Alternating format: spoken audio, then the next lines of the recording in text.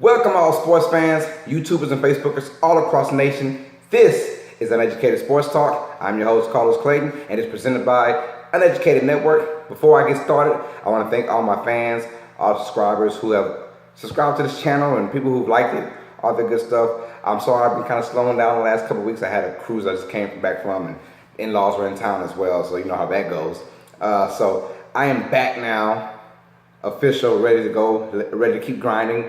But I want to take this time out to say, those who are a fan of Uneducated Sports Talk, I ask, and please subscribe to Uneducated Network, which is the network that will present this show. I have this show running on Uneducated Sports Talk, and I'll have it on Uneducated Network. But we're getting ready to start that up globally within a few weeks or so. We don't know. We're still getting the kinks out and all that stuff, but it's going to be a channel filled with great entertainment all across the nation for men and women. So this show will be part of it.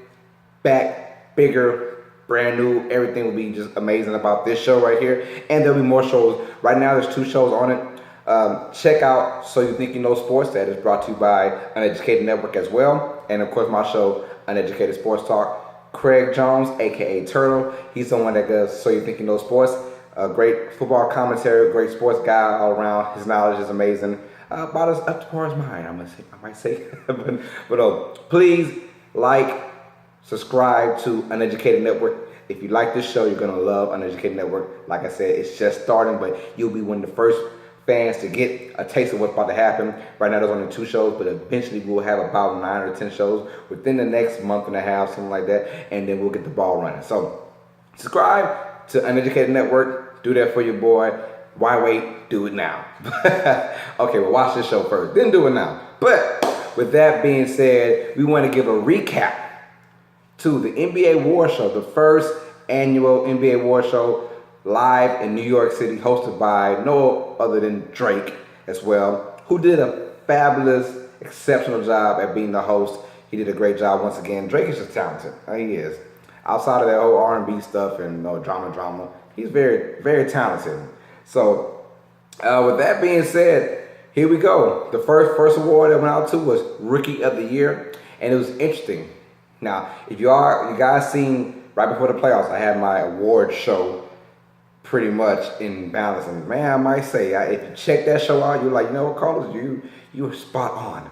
Why, thank you. But yes, I'm a very spot on kind of guy. I know my sports. So, with that being said, you had Dario Saric.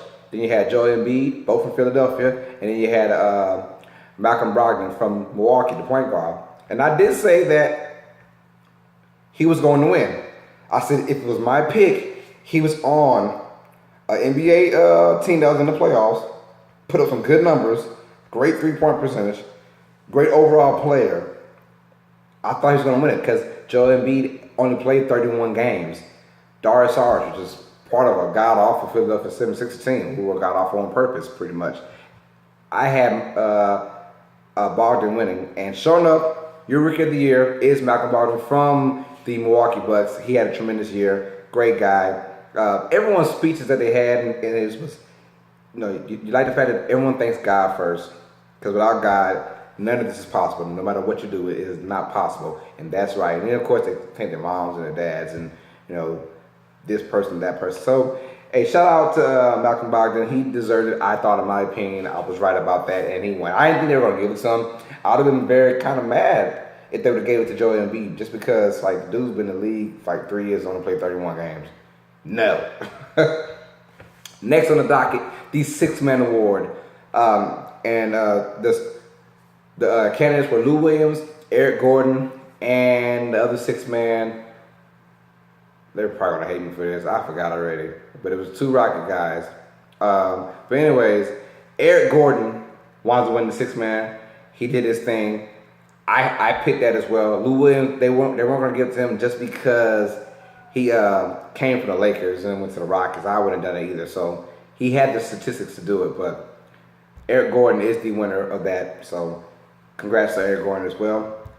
Then they had a few outside awards, awards that weren't really talked about, but they had Teammate of the Year. And I thought it was a very special award. Now, it's kind of going up. So you can see guys like Dirk Nowitzki, who won the Teammate of the Year award. You can kind of see guys like him who are on the last leg, and they're just there to actually put as much of their knowledge into other players, to get them together, get them rallied up. And of course, being a great teammate, you're always there for them. You're always having their backs.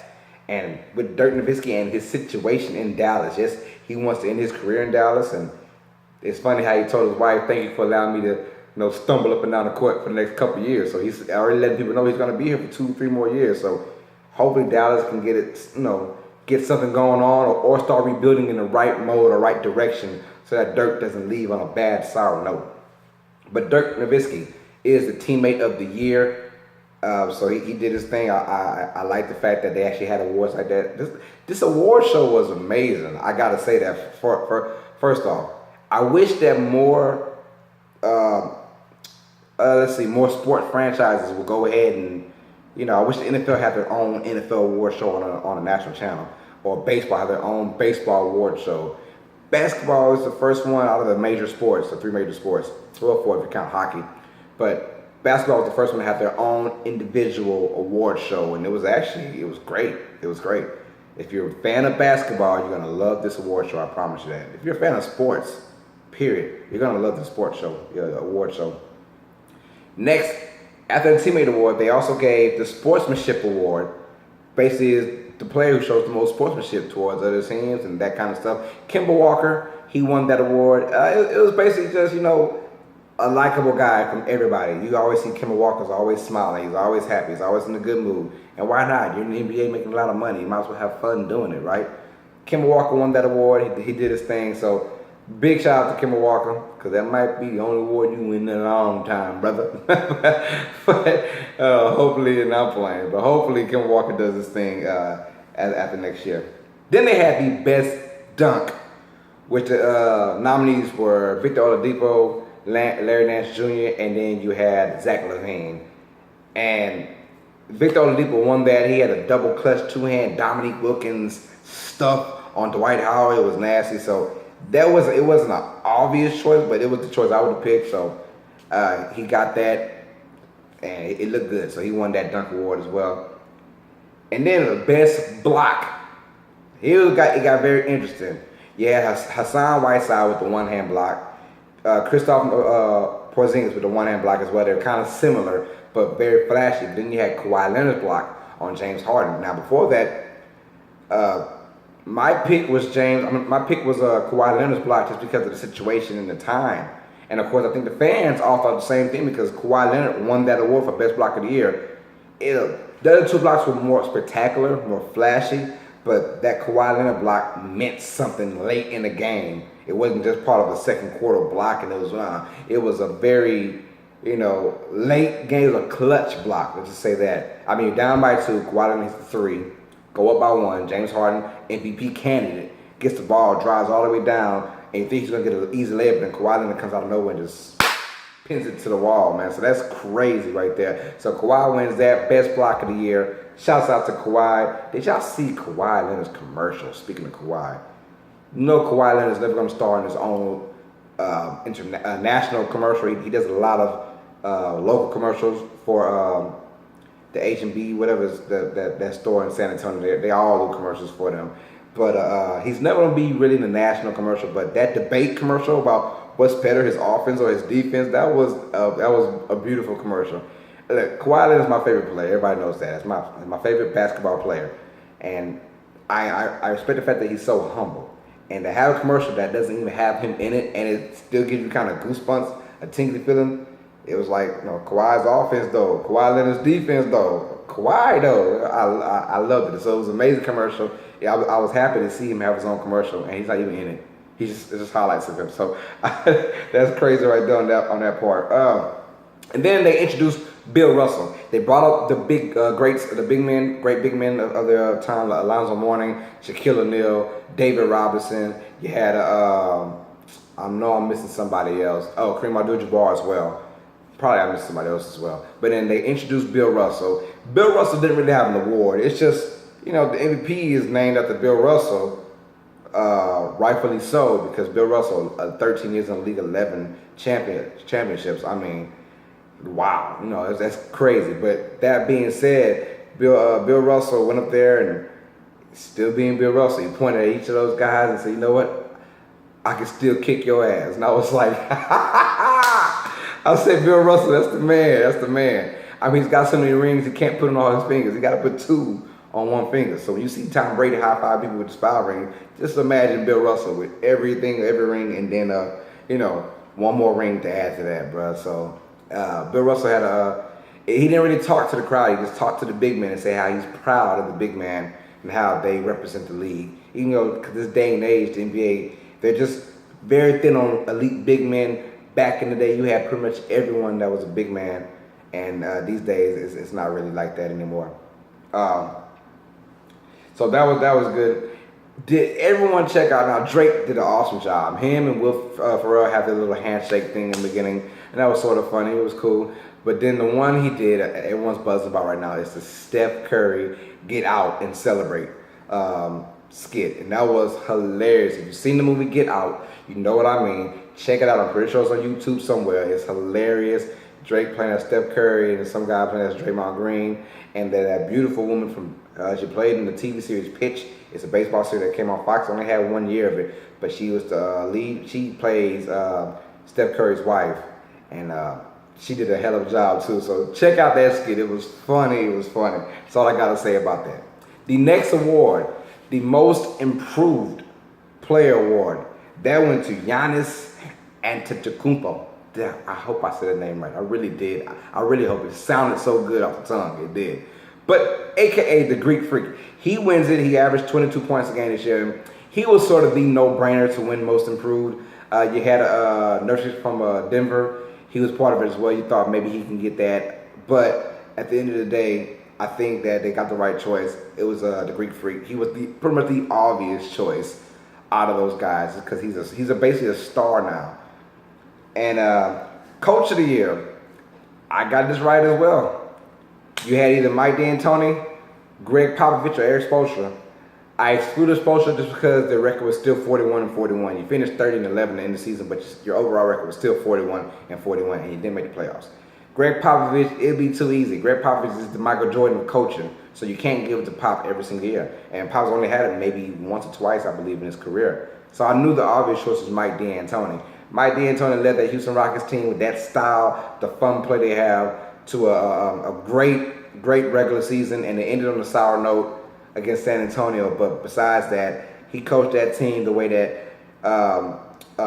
Dory out there, the GM for the Rockets, whatever his name is, I forgot his name already. But he envisioned that team as a run, fast-paced kind of team, spread the offense, shoot at will, and he enjoys that. And he put that in with Mike D'Antoni's system, and that it made their regular season beautiful. And they will be that type of team for the next 3 or 4 years. So just be ready. They'll never win an NBA championship, but they'll look good going into the playoffs. I'll tell you that right now. Then they had best game winner shot of the season. You had Kyrie Irving over Steph Curry, and then you had Ulis for Phoenix over Boston, and then you had the winner of that, which was Russell Westbrook over the Denver Nuggets at the buzzer. That's why I made it so much special. Kyrie's was good as well, but it wasn't at the buzzer. There's still 3 seconds to go in that game. But here's everything that Russell Westbrook did in that game. 1, got his 42nd triple-double, which broke the record for most triple-doubles in the season, right? And then he gets 50 points including to that game. 16 rebounds and 10 assists. That's 50 points with a game winner 3 from like 35 feet. It was crazy.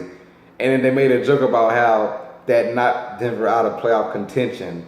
And Charles Barkley, hey, shout out to the inside of the NBA crew. Shaq, Charles, Kenny, and of course the main man, Ernie. They get it done every time. They have so much chemistry. Maybe not so much Shaq, but I know Ernie, Kenny, and Charles. I love seeing those guys on screen together. I mean, Shaq is just straight comedy, but Charles is gold, Ernie's gold. Kenny and Drake were beefing with each other, so that was gold too. Everything was beautiful. I like the way they had everything set up. It wasn't just an award show with a host. It was the host also host Also, the co-host was Inside the NBA Crew. So that was beautiful how they did that. So then, like I said, Russell Westbrook wins that, and Charles Barkley said, "Don't nobody care about the Denver Nuggets. Like they were about to make the playoffs anyways." Denver still had a good year. Don't forget that. So Denver's one of those teams that's rising up there. I like that. Top performance. There were candidates. Russell Westbrook with a triple-double against Orlando. And then there was James Harden with a triple-double against somebody I forgot. But the one I would have chosen as well, and everybody else came to a unanimous decision. Klay Thompson hit 60 freaking points in 29 minutes against Indiana Pacers. 60 points in 29 minutes? He didn't even play 30, he played 29 minutes. That was automatic. You scored 60 points in 29 minutes. That doesn't make any sense. I heard from that he only took 11 dribbles the whole entire game. 11 dribbles to get 60 points in 29 minutes. Lord Jesus, that's some high octane scoring, I can tell you right now. So shout out to Klay Thompson. He won that best performance of the night. And it was funny because I didn't see none of those guys over there. I saw, of course, you saw Draymond representing for Draymond was representing for the Golden State Warriors. It was Andre Iguodala who was the sixth-man candidate as well. Sorry, it just came out of nowhere. I was like, who was that guy? Andre Iguodala. Yeah, it was Lou Williams, it was Eric Gordon, and Andre Iguodala who was a candidate. But Draymond was out there representing for the Warriors. You know, Draymond and Drake are really cool outside of the NBA, whatever. So they're really cool. So they talked among each other pretty much throughout the whole entire show. With that being said, we had the best playoff moment. You had either Isaiah Thomas hitting 53 points on would have been his sister's 23rd birthday, I believe. 53 points in a win against the Wizards, and then you had, of course, John Wall game winner against Boston in that same series, and then you had Kevin Durant shot over LeBron James in Game 3, and that was pretty much not a no-brainer because some people would have chose Isaiah Thomas 53 just because of the circumstances he was in, but then it doesn't get any bigger than the finals. And Kevin Durant shot over LeBron James. Clutch, nasty. It was amazing. Game 3, that's when you know it was ice on the cake no matter what Cleveland would do in Game 4, which Cleveland had a great Game 4. But that was a big moment right there, and it's on the best player in the league. That was basically best playoff moment of the playoffs. And then you kind of get down to the Sega Strong Award, which is I'm glad that they're doing this award, and everyone knows Craig Sager, who was the analyst for TNT, passed away with cancer. Well, now his legacy is moving on, is living on through the Inside the NBA Crew, is living on through TNT, all their partners, and now they want to make this a yearly special. And Ernie Johnson is the man. He's the man. Ernie Johnson is the man. That's one of the guys. Before I leave, I want to meet Ernie Johnson because he is the man, a man of faith, a man of God, a man of his word. Everything he says is powerful, in my opinion, and he speaks the truth and the honest truth. So if he's out there talking, everyone listens to Ernie Johnson. So I like that. But they give the award to Monty Williams. Everyone knows his story about his wife passing last year, somewhere in February, car accident. But he was a head coach of the New Orleans Hornets / Pelicans, then was the assistant coach for the Oklahoma City Thunder. But with that being said, he's a strong guy, another man of faith, another man of great faith. And I'm just happy that the first one actually went to him, and he didn't sit at the funeral. Now of course he's gonna cry behind closed doors, obviously, but you want to stay strong in front of your people, in front of your family. Monty Williams is an example. He stayed strong, stayed in his belief, and he did a great job of accepting that award. And that award will continue for the rest of my life because that show was amazing. It was great, and I enjoyed it. I loved it, and I can't wait till next year. Who's gonna be the host? I hope Drake hosts it one more time. You usually have that first annual one, so you want to do a second time just to make sure you get some good feedback. And the third time to get a new host. So that being said, Defensive Player of the Year. This is a very tough one, but I knew I had the right answer once again. Your nominees was Draymond Green, Rudy Gobert, and Kawhi Leonard. Now, of course, in my opinion, Kawhi Leonard, yes, he's my favorite player, but he's the best defensive player. I think when committed, when committed, fully committed, LeBron James is the best defensive player. But he's not always committed. Kawhi Leonard stays committed the whole entire game, the whole entire season, and he plays great defense. I think Kawhi Leonard is the best defensive player in the game. But like that Greg Popovich rule, the Michael Jordan rule, you can't give some every single year. This has been 3 times in a row. Now, I think 2 years ago, Kawhi didn't deserve this because he played in like 60 games. So I didn't think he deserved it that year. But this year, for sure, he should have got it. But I knew they would give it to Draymond Green, who is the winner. Draymond Green. Now, he's still a great defensive player as well. He is. But I thought Kawhi should have won it. But, of course, you can't give it to him every year. Draymond Green is the defensive player of the year. And undeservedly so. He had a great year. He's great defensively, and he's a great defender. So, that being said, shout out to Draymond. Draymond representing, holding it down for the Warriors, the defending champs at that. And it was just good to see. You know, it was a good vibe over there, too. Good vibe. That Nicki Minaj performance was kind of quiet. Nicki's just weird like that. She is beautiful, but fakely beautiful. But, you know, that being said, the vibe was kind of like, you know, it was a cool vibe. Everyone enjoyed themselves. So, and then the moment we've all been waiting for, who's going to win the MVP? You had Kawhi Leonard, Russell Westbrook, James Harden. Who's going to win? This is probably the most hyped up MVP race like in a long, long, long time. It was very hyped up for this day and age. So that being said, I gotta go with, you know, I went with Russell Westbrook, and I was hoping the whole entire world was going with Russell Westbrook because I think at one point I had Russ, then I had Kawhi, and then I had Russ again. I think that James Harden was basically just a product of his environment. They had an identity. That's why I never gave to James. Russell did all that with a broke down crew. His crew was broke down, and he had them triple doubles. You know, he making assists and they hitting 2s. You know, James Harden doing assists and they're making 3s. So that's why I thought Russell Westbrook deserved it just because the cast he had around him. And he's the first player to add a triple double in 42 years after Oscar Robertson. So that being said, the winner of the MVP for 2017 belongs to Russell Westbrook. There was no doubt at all. Russell, he did his thing. I'm happy for Russ because he actually deserved this. And you think that, you know, with Kevin Durant leaving, it would kind of make it damper him. No. Far from it. He exploded, and it was a great thing to see. It was a great sight to see. Russell Westbrook, I would have thought that, you know, Russell's kind of camera shy a little bit. I mean, he speaks his mind, but he's not as bad as Kawhi Leonard, and I know that. But Russell Westbrook doesn't really get into the limelight. Yes, he dresses all fancy and crazy, and I'm glad he did not dress fancy and crazy for this award show. He actually dressed appropriately. But I like the fact that he started off kind of sluggish, took his paper out, was reading off of it, and had to get everyone down from the water boy to his teammates. So I understand that. But then he got to his, you know, to the heart. And man, these moments, man, I'm a sensitive dude. It made me want to cry sometimes. But when he thanked his mom and he thanked his dad, and then he really thanked his brother. You know, no one ever thanks their brother. That tells you what kind of relationship they have. That's his little brother, and he said that's his role model. He got his master's degree. So shout out to Russ for shouting out his brother, you know, for go get it, man. You know, so I know Mrs. and Mr. Westbrook, they're very happy. One of their sons in the NBA, one of their sons, he's in the NBA as an MVP, and one son is getting his master's.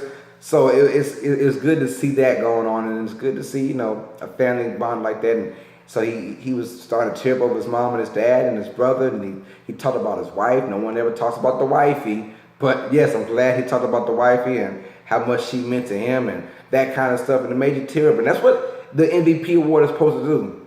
You take time for the best player of the year, for that, you know, the best player in that league for that one season, and you hear his message to, you know, the people that made him who he is. You had Kevin Durant. You had Steph Curry and all those guys made you feel, you know, man, okay, here we go. So Russ, it was great to see some emotion out of Russ, some good emotion, not just everyone looks at Russ and he's always yapping his mouth and always mad about something and that, but it was good to see him chilled out, the real Russell Westbrook that we all know, not we all know, but all his parents and people know. So that being said, but overall, this was a great show, and I enjoyed every aspect of it. I can't say anything else more about it, man, because it was just that damn good. And I wish more I wish more, franchises do that. I wish football would do it on its own, have a football show. I wish, all the big sports would do that. I wish all sports would do that. I wish hockey would have its own show. Baseball, golf, you can have your own show. They probably do. We just don't care about it. So, that being said, shout out to everybody who went there and represented. Shout out to those who did watch it. And for those who haven't watched it, I'm recommending that you do watch it or go on YouTube and watch a couple highlights of it as well. It was a great show. I had fun watching it. And next, we will talk about, next show, I want to talk about the Big Three. That's the new Ice Cube 3-on-3 basketball tournament going on. I want to talk about, is that worth watching? I will let you guys know in the next episode. But for this, like, subscribe, comment. Did Russell Westbrook win the MVP? Did it upset you? Is that your choice or not your choice? Let me know. Who do you think deserved to be Defensive Player of the Year? Was it Kawhi Leonard or Draymond Green? Did they get it right? Let me know your thoughts and your comments. Like I said, like, subscribe, comment. Shout me out on Facebook. My name is Carlos Clayton from Lake Charles, Louisiana, if that helps. Hit me up on Twitter at Carlos Clayton _. I repeat, at Carlos Clayton _. And like I said, please subscribe to Uneducated Network. Do it now because you will get the first content. When we do make it big, you'll see everything. And we'll have all kind of raffles and all kind of prizes we'll be giving out, random prizes. So be on the lookout for that. I promise you guys in a few weeks, man, give it time, we will have that rocking and rolling. And check out So You're Thinking Those Sports on Uneducated Network as well. But like, subscribe, comment, and check me out. As always, the Uneducated Network presents Uneducated Sports Talk. I'm your host, Carlos Clayton. As always, sports fan, you know what it is. Stay smart, stay uneducated. Peace.